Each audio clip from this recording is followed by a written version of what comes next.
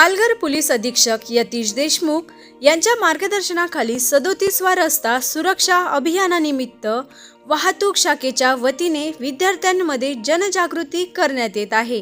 या अभियानांतर्गत गोवाडे येथील शासकीय माध्यमिक आश्रमशाळेत विद्यार्थ्यांना वाहतूक नियमांविषयी मार्गदर्शन करण्यात आले।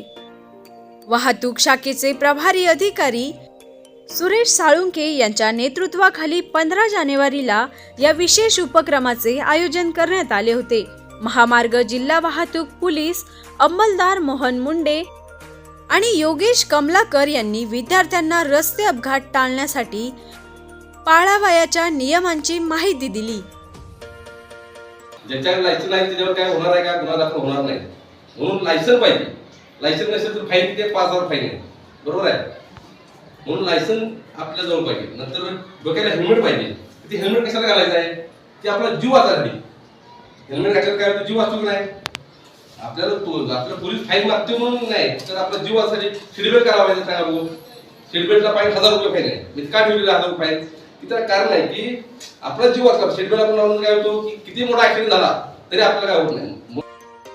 दुचाकी चालवताना हेल्मेटचा वापर अनिवार्य असणे, वाहन चालवताना सीट बेल्ट लावणे आणि मोबाईलचा वापर टाळणे, अल्पवयीन मुलांनी वाहन चालवू नये आणि ट्रिपल सीट प्रवास टाळावा, अतिवेगाने वाहन न चालवणे आणि दारू पिऊन वाहन चालवू नये। वाहतूक नियमांचे पालन केल्यास आपला आणि इतरांचाही जीव सुरक्षित राहतो, असे आवाहन यावेळी करण्यात आले।